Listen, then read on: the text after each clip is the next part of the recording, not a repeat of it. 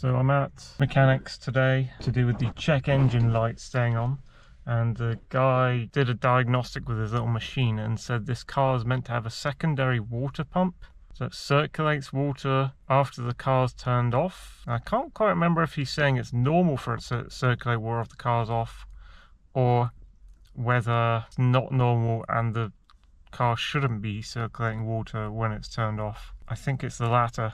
Anyway, he says he needs to check whether it's a melted connection or something in the car, which I've got to service this time next week, and he said I can wait for that, I guess. Check if it's that, or check if he needs to order a new water pump. So he's going to add that onto next week's service, and he said he's going to do the lube service before the MOT, which is also happening next week, so that we can thin out the oil to try and fix the oil pressure warning message issue, which I don't know if we're going to be able to do or not, but they said that might help. Hopefully I can still drive with this for now. And now I've got to sort my car out. It's got to have its MOT, and it's got to have a couple of fucking fixes. Some kind of water pump inside it broke, and that's why I've got a check engine light down there. Apparently that's a secondary water pump that stays on when the car is turned off. And I think the guy was saying that shouldn't happen. It doesn't sound like it should happen. And the engine doesn't seem to like it. I don't think it's super hazardous for the engine though. I've been driving around with this check engine light on, and they seem to think I could keep driving around with it until next week when my MOT is. And that with the fix, there's another fix. They're doing a lube service, which is an oil service, like a mini service.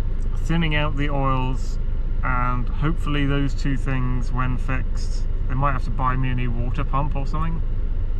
Or I might have to buy a new water pump rather. Hopefully those things will stop the fucking dashboard computer warnings that keep showing up in my face all the time. Yeah. It's my car's MOT test day today. I really hope it passes, because obviously I've got into this job and I start next Monday, so I don't need them to go, your car has failed MOT or something, sell it for scrap. Drove into the Hellmouth. There's loads of like farm livestock carrier vehicles just crammed all the way up down road. Down road being this big long, basically a housing estate, kind of wide, and it's got space to park, but Jesus Christ, they have crammed the road absolutely full. Like every other car is a car and trailer big silver livestock carrier, like they've been shipping sheep up to the housing estates, sheep and horses. I can't see any evidence of the sheep and horses. I can't actually see any activity in the livestock carrier trucks at all, except there's like one farmer up the top in a tractor, sitting in his tractor looking at his phone. It's like, what on earth? Like loads of people, loads of farmers have dragged, like, I guess sheep, although it could be horses. No, they didn't look like horse boxes, they looked like sheep boxes. Dragged sheep boxes up into the housing estate and fucking parked up. What the hell's going on? Like, why are there so many? There has to be like over 50 of them. It's crazy up there. Cars are like, what the hell's going on? It's parked both sides of the road, and all the cars are trying to weave through tiny gaps in the centre. Yeah, so the car is going in. The car has to have a lube service where they change all the oil and stuff, and they said that maybe if they thin out the oil, then the oil filter warning will go away. To be honest, it hasn't been coming up that regularly. It was coming up when it was hot. So that's a bit of a connection. When it was hot in summer, it would come up quite a lot. Now that it's cooled down a bit, I haven't seen it as much. It comes up every now and then. And then we've got the check engine light that appeared the other day. Guy says that's second water pump, so he has to check that today and source a water pump maybe. I guess that's a future. Okay dog, stop barking. That's a future trip to the mechanic in a week or so after the MOT, if they find one. And last MOT it said like suspension ball joint has play. We never got that fixed, so that might come up again. And I don't know if it comes up, if the same issue comes up more than once for your MOT in like 2 consecutive years, does that make you more likely to fail it? Because they'll see that you don't fix the thing that they advise you on. That might be a thing. And then there's the MOT itself. I don't know how long all that's going to take, so I might be getting on buses because it happens at 12:30. So I was thinking if it's under 4 hours for it to do stuff, I might just walk around. Whereas if it's over 4 hours to do stuff, I might as well take the bus home and take the bus back in the evening to pick it up. So that is my day today. Yeah, I don't know what all that livestock stuff is. I've got to weave through that in a minute to get back down. There are cows walking through the golf links. I wonder if this is to do with the livestock piled up. Livestock trucks on down road. These guys aren't normally meant to be here.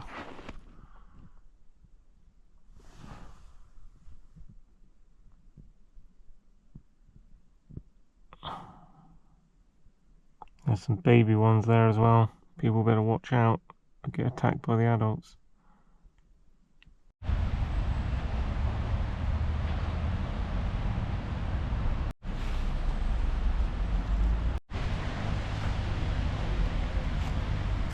How come, huh?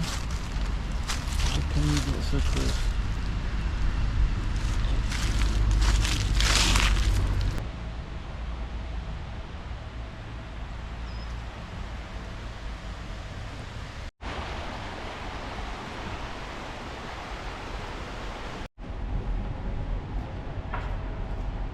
These swans or geese though? They might be geese. What is with the squirrels around here?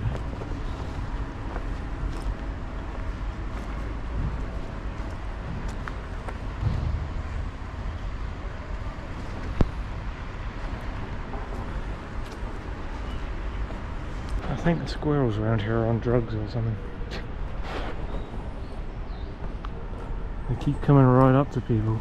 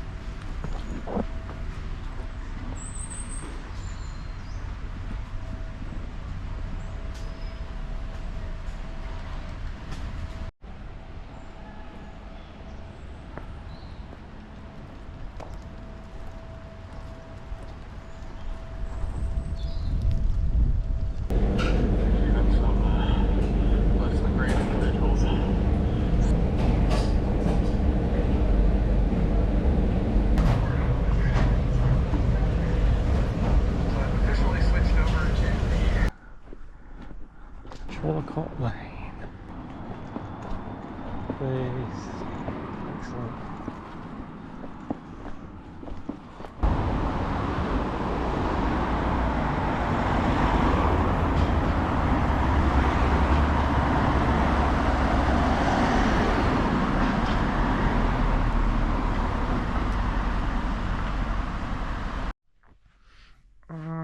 So, took the car in for its MOT. Waited for like 3 hours, went there dreading that it had failed the MOT. It was still being done. They said wait another half an hour, so went out to the park, waited another half an hour, and then went back to them, and the guy came in and said, your car has failed your MOT test. I was like, oh no, what happens now? Do they impound my car? Do they sell it for scrap? Can I not drive it anymore? And he's got his MOT sheet thing that they do, and there's like 3 items on it, and I say what's wrong with it, and he goes babbling off some stuff that I have no idea about cars, so I don't really know what he was saying, but it appears one item was a bracket holding the exhaust in place in some area is worn down and breaking off and needs replacing. Another item is the suspension ball joint. It's a bit like the thing that was the advisory on my last MOT, which was suspension ball joint on one of the things has play. Oh yeah, one of them was a tire tread has worn off on the tires that I haven't replaced. So I guess we replaced the rear tires and then it was worn off on the front tires. It's very close to the limit, he says. I wonder if they're going to do anything about that. And then, don't know if that one was an advisory. Then another one is like, was that all of them? One of them was the tires worn down. One of them was like an exhaust bracket thing. One of those was suspension ball joint thing. Oh yeah, another one was like a bracket holding the transmission between the steering wheel and the engine was broken or something. And I was like, okay, I don't know what any of that is, but what does this mean for my car? And he says, oh, well, I can fix that. That's no problem. That one I can get some stuff from over the road in the shop. I was like, what? You fix all this? They said I could, if I skipped the lube service and I got all those fixed, I could get them fixed before Monday, which is when my new job starts. And in fact, if I left the car with them tonight, they could do it before 4 p.m. tomorrow. Yeah, I don't know if they mentioned that they would do like a tyre replacement though. And it'd come to like £276, and you take the MOT again after he did the fix. But the second MOT would just be a retake, which is like a free thing. So you'd only be... It will have taken an MOT today, which failed, and it will take an MOT tomorrow, which hopefully will pass, but you'd only pay for the first of those MOTs. So it's like 2 for the price of 1 sort of thing. The thing is, if all those get fixed, and I'm not sure if they're going to replace the tyre, so then the tyre would need replacing. And while you're there, you might as well replace both front tires, right? Because else it's not symmetric. You've got like 3 fixed tires and 1 that you know you didn't bother fixing. It's a fucking tire replacement. And then there was other stuff that we wanted to get done before that, which is why the check engine light was coming on, which is like repair the secondary water pump. He didn't bring up anything about that. And then do the lube service so we thin out the oil so the oil pressure warning doesn't come on at me. Ah, man. Feels like this car is like... I mean, it feels nice to drive, like nothing's going wrong, but then every time you take it to the mechanic, it's like everything's falling apart, apparently. It's like when you go to the dentist as well, you're like, everything seems fine. Oh, I got this little problem. Oh, here's like 5 problems that you should get on a treatment plan for the next 3 weeks. They'll cost you a zillion pounds. Like, really? But if it fails its MOT, Dad says if you fail your MOT and you keep driving it past the MOT due date, then that's illegal and you shouldn't be driving it, and you should like arrange to sell off your car to some scrap lord. Which is a nightmare because I'm going to be beginning my new job, so I need the car for work. And then it gets circular, like you need the car to get the job, to work in the job, to get the money, to pay for the car that keeps breaking because you're using it all the time to get to the job. It's like circular reasoning. So tomorrow hopefully we'll get all the stuff he said he could fix done for £276, free retake of the MOT, and hopefully it will pass and I'll be able to drive the car to the job induction, which I've got happening on Monday next week. And if I do all that, I will still have to do the lube service and the secondary water pump thing. I'll give you an update on that later on. I don't know what you're doing, mate. I don't know what you're doing, mate. I think you've been tamed too much. I think you've been tamed a bit too much, mate.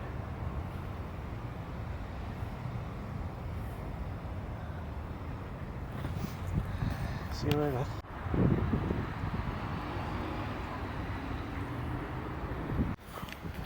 They're awake now.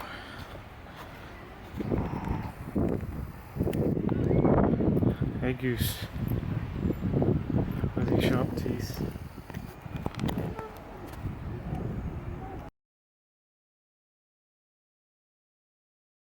Post MOT vlog, post mechanic MOT vlog. Took my car into the MOT. Not sure if I've vlogged on this, I might have done. It failed the MOT the first time. I was like, oh, what do you do when your car fails the MOT? I don't know. Can you not drive it anymore? Does it have to get impounded by the mechanic? Does it get sent off for scrap? Do you have to organise scrap sending? What the hell happens? And the guy came back with this little sheet here, which I'll have to cut it out. I might have to crop it if it's been seeing this the whole time, editor. So I'll hold it lower because the wide angle lens might have captured it. I've got a piece of paper here, which was the refusal of MOT that the guy said. He said there was 3 to 4 things, but he could fix them and retake the MOT test for free the next day, which was yesterday, and pass it. And he did pass it with advisory. So from the failed MOT, this is what came up. Dangerous defects, do not drive until repaired, is the first one. The McPherson strut attachment bracket. Who is McPherson? This is why when he was like reading all these things off to me, I didn't understand what the fuck he was saying, and I had to get him to try and explain a couple of things. The McPherson strut attachment bracket / mounting, likely to become detached, near side front lower, pinch bolt insecure. So he showed me a bolt that he said he tightened and it was loose before. And I should have asked him what would happen if this bolt came out while I was driving. How would it affect my car? How would it be dangerous and fuck up my car while I was moving? I believe what he said was the bolt is in place to hold a rubbery thing to the transmission, I think, which is between the steering wheel and the engine, or no, it's between the wheel and the steering, I think. So between the wheel and the steering there's this rubber thing, and apparently it's like I don't know how you say it, watertight. It's watertight and it's full of grease, full of oil and grease, and it developed a hole or something, and so that needed to be replaced because dirt could get inside. Oh, that happens later on in this list, but I think the bolt thing was maybe to do with that or something, or it was something to do with the wheel. So that was a dangerous defect. I don't know what the difference between dangerous and major is, but dangerous has a big red triangle on with an exclamation mark, so I think it's worse than major. The major defects says repair immediately, whereas the other one said don't drive until repaired. This just says repair quickly, which they did. Engine mill, that's MIL, so I don't know what an engine mill is. MIL, mill. Mileage? I don't know. Engine mill inoperative or indicates a malfunction. I don't know what that means. Second one, exhaust system insecure central. So there was like a clamp holding the exhaust to the car maybe, and it was loose. So they fixed that. Then there was drive shaft joint constant velocity boot split or insecure. I think this is the rubbery thing on the wheel. No longer prevents the ingress of dirt. Near side front outer. I also don't get the near side, like the... I say left and right. People in boats say starboard and port side, I think. People with cars, for some reason, they say near side and something else. And then the last one, which is monitor and repair if necessary, which was the advisory that he passed me on, which hasn't been done yet, is the tyre was worn close to the legal limit, and so not enough grip, and I have to get that done within the next 2 weeks.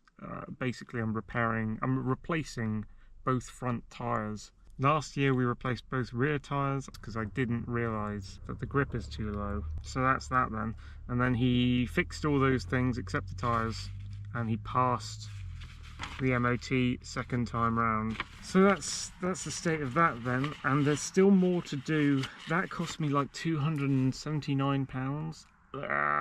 Right as I'm leaving one business and going to another business, and I need the car. I need the car to be able to get on the dual carriageway, which I'm gonna have to do with low tread a few times before next Monday. I need the car, so I've got the car back. He gave me the car, he didn't take it away.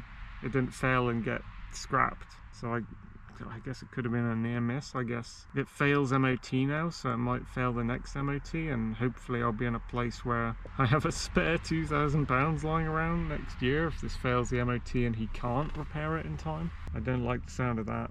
Yeah, so there's other things to fix. Obviously, we got the oil pressure warning that doesn't come on as much now it's colder. It seems to come on more when it's hotter, but it does come on. That's about, I don't know what that's about. That's about the computer not being able to accurately judge the oil pressure, and so it keeps chucking a warning in my face. The lube service, that's one thing I need to do. The second thing I need to do is the check engine light came on recently, obviously. A secondary water pump stays on when it should turn off for a little while after I've turned off the car. So there's that, and there's the tyres. And I don't know if there's another thing. I think it's just those three things outstanding. The service is like 100 and something. Seems like the most costly bit. The tyres, she got them down cheaper for me. It came to like 160 something. Hopefully that's next week. Ugh. And my car is like turning into a ship of Theseus. I swear, it keeps having stuff replaced in it throughout the year, to the point where it's not like the same car that I initially bought. It's had so many things replaced in it. I hope it's still running okay. It just feels like it's running fine, but apparently there's all these things wrong with it, and I equate it to like when you go to the dentist and you think you got a little thing wrong. Yeah, could you fix this little thing, dentist?